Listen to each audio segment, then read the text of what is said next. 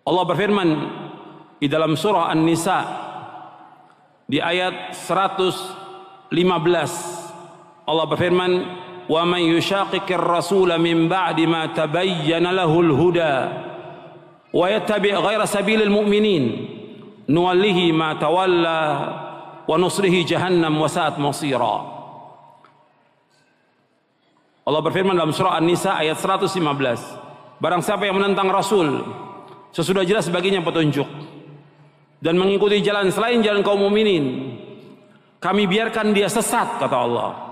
Kami biarkan dia sesat dan kami akan masukkan dia ke neraka jahanam, dan neraka itu sejelek-jelek tempat kembali. Jalannya kaum mukminin ketika ayat-ayat Al-Quran turun, yang dimaksud adalah siapa? Yang dimaksud siapa? Para sahabat radhiyallahu anhum ajma'in. Jalannya kaum mukminin ketika ayat Al-Quran turun kepada Nabi Muhammad SAW, itu para sahabat. Barang siapa yang menentang Rasul sesudah jelas baginya petunjuk dan mengikuti jalan selain jalannya para sahabat, kata Allah, kami biarkan dia sesat, nuwallihi ma tawalla wa nusrihi jahannam, dan kami akan masukkan mereka ke neraka jahanam, wa sa'at masira, dan neraka jahanam itu tempat kembali. Jadi wajib untuk mengikuti itu. Dan Nabi SAW juga menjelaskan akan terjadi perpecahan di tengah-tengah umat, perselisihan, bergolong-golongan umat Islam ini.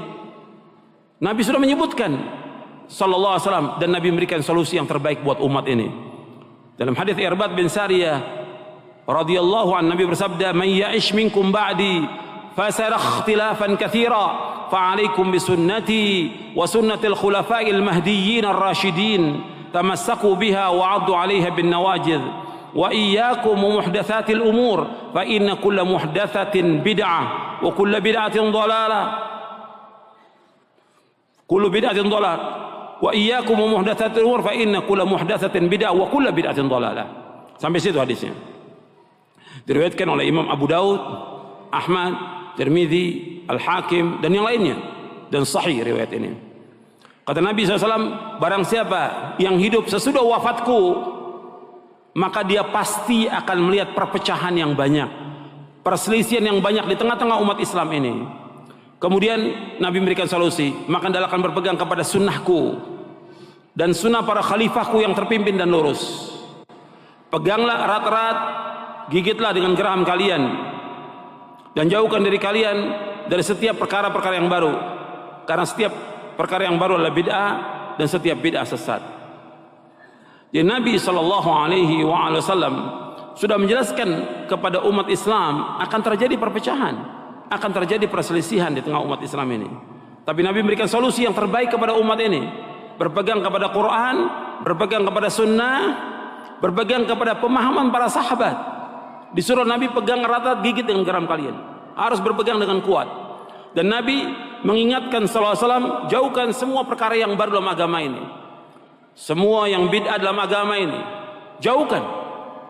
Karena semua yang baru dalam agama adalah bid'ah, dan setiap bid'ah adalah sesat.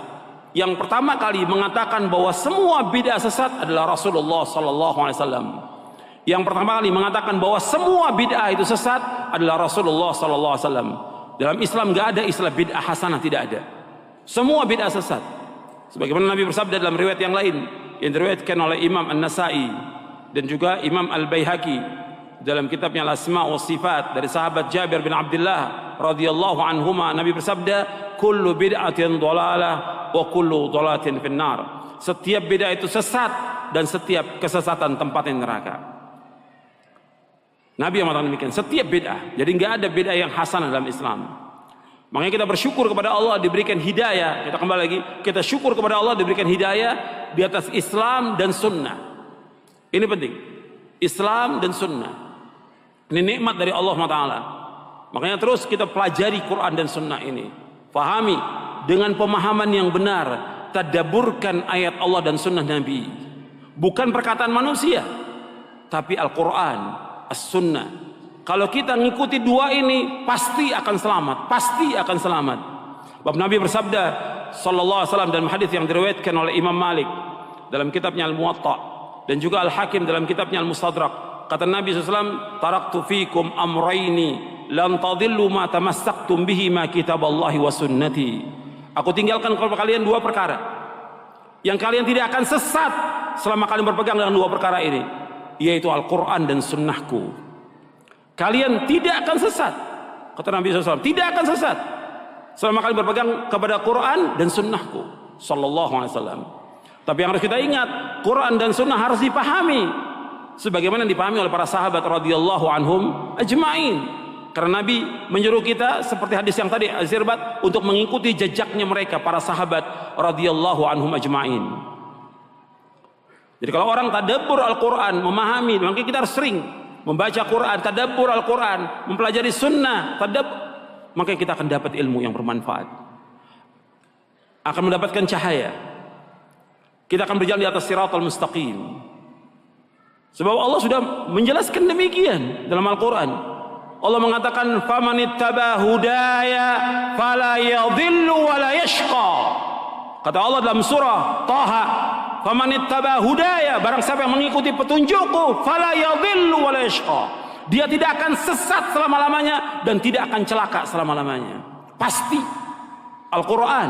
Makanya kita wajib percaya kepada Al-Quran ini. Al-Quran harus kita percaya, semua isinya harus kita percaya, semuanya. Al-Quran ini harus yakin, harus kita imani, yakini semuanya. Satu huruf, satu ayat kita ingkari, kafir, keluar dari agama Islam. Satu huruf dan satu ayat kita ingkari, kafir, keluar dari agama Islam ini. Percaya dengan Al-Quran ini. Ini petunjuk, kita petunjuk, kita petunjuk.